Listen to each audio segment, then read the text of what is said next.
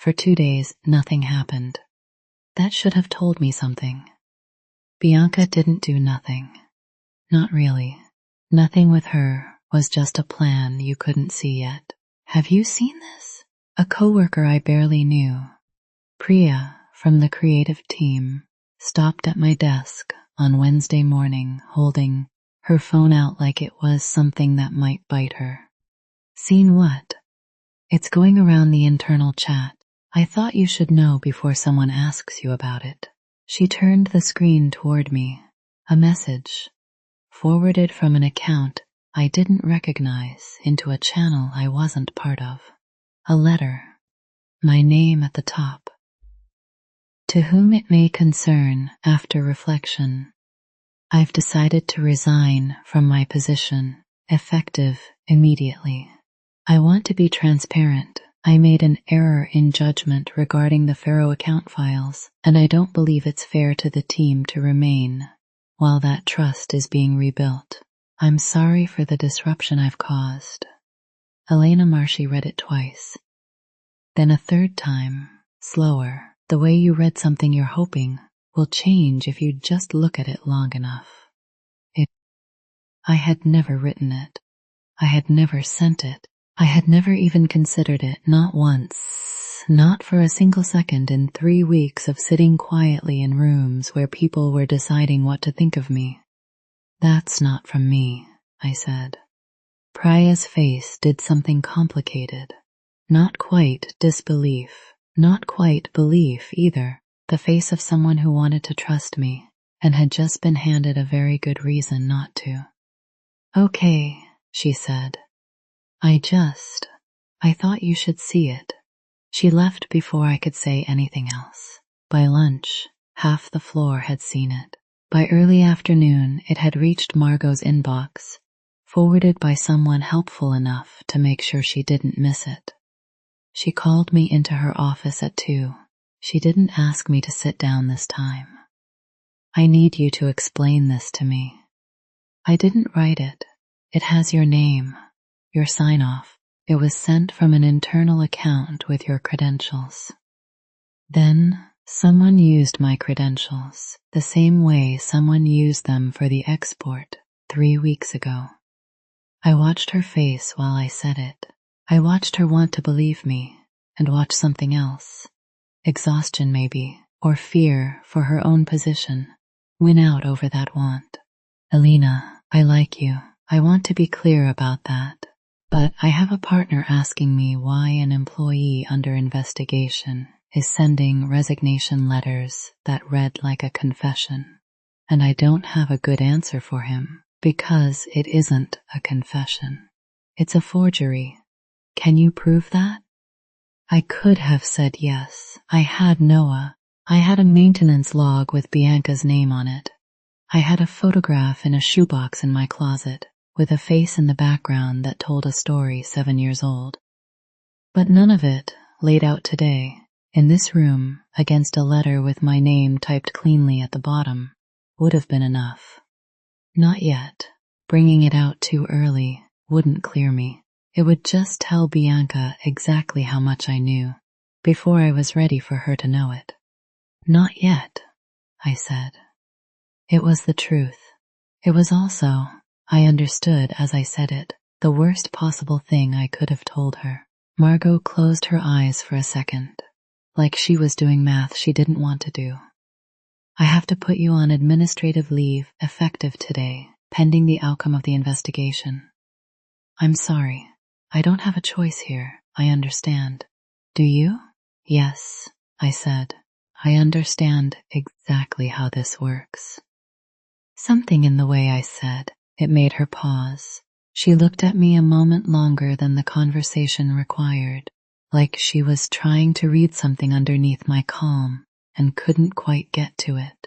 You're taking this remarkably well. For someone about to lose her job over something she says she didn't do. Would falling apart in front of you change the outcome? She didn't have an answer for that. Neither of us said anything else. I packed the contents of my desk into a single box. It hadn't taken long to accumulate much, 3 weeks being 3 weeks. and walked across the floor in a silence loud enough to feel like sound. Nobody said goodbye. A few people looked up. Fewer held my eyes when I looked back. Bianca wasn't at her desk. I noticed that. I noticed everything by then. The way you notice things when noticing is the only tool you have left. I texted Margot that evening, a short message asking if we could talk again once things had settled, if there was anything I could send over that might help clarify things properly. She didn't respond. I texted again the next morning. Nothing. By the third day, I stopped expecting an answer and started simply noting, in the same flat, careful way I noted everything else, that trust, once it breaks, doesn't come back just because you ask it to. That was fine. I hadn't been building toward her forgiveness. I'd been building toward something else entirely. And losing this fight, on this particular day, in this particular way, was closer to a beginning than an ending.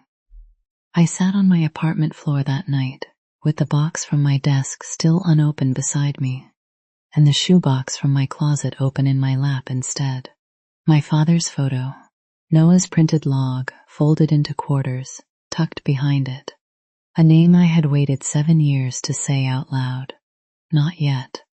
But close now, Steph. Closer than I had ever been. My mother called on the 4th day.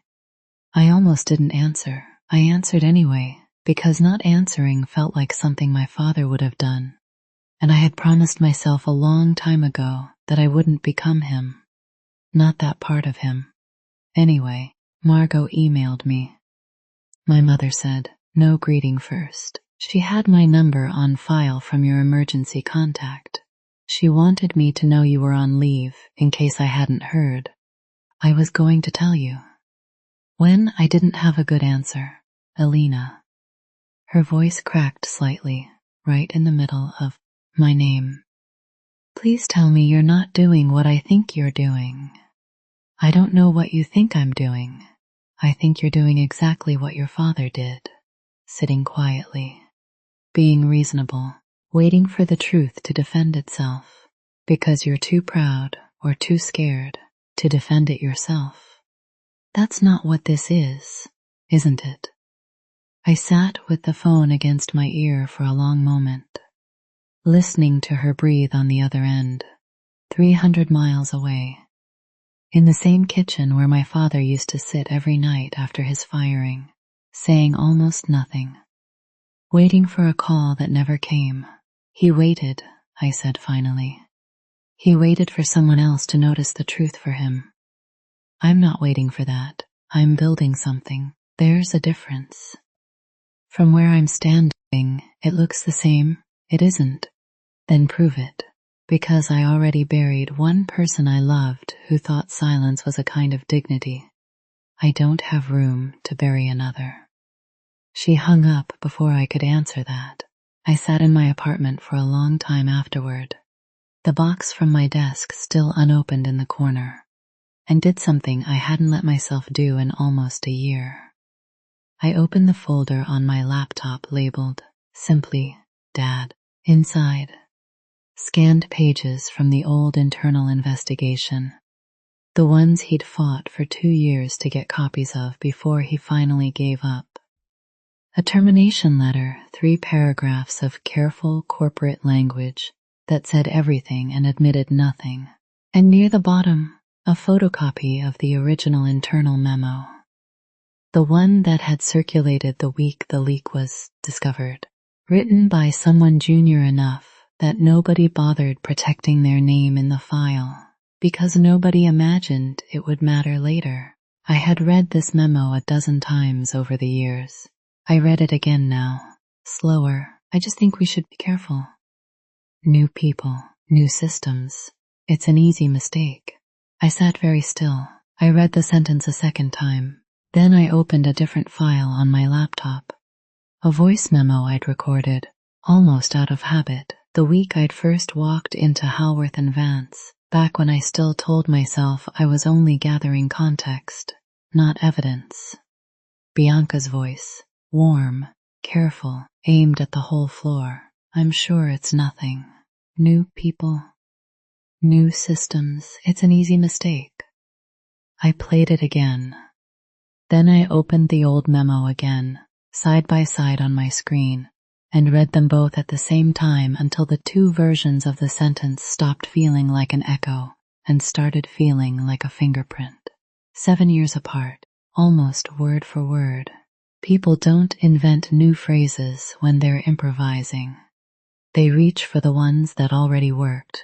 She hadn't just done this before. She had a script, and she hadn't changed it, not once, because she had never once needed to.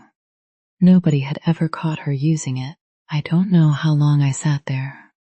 Long enough that the light outside my window changed twice. Long enough that the anger I'd been keeping, folded very small and very quiet for 7 years, finally unfolded all the way, and I let it, because I understood, finally, that I had been mistaking patience for the whole plan. Patience was never the plan. Patience was just how long it took to gather everything I needed. The plan had always required one more thing: speaking. I thought about my father, driving a delivery van at 51 years old, telling me once, in a voice with no bitterness left in it at all, that some people are just born knowing how to be believed, and some people aren't, and there's nothing fair about which one you get. I used to think he meant it as an ending. I don't think that anymore. I think he meant it as a warning. He hoped I'd do something with. I picked up my phone and called Noah. It was almost 11 at night. He answered on the second ring, like he'd been half expecting it. Elena, I need everything you have. The badge log, the maintenance credential, all of it, organized, time-stamped, ready to show people who aren't just you and me. What changed? I stopped waiting for someone else to notice. A pause on the line. What are you planning? I'm going to ask Margot for one thing. A floor meeting, all hands. I'll tell her it's to formally respond to the resignation letter. Clear my name publicly instead of quietly, and Bianca will be in that room.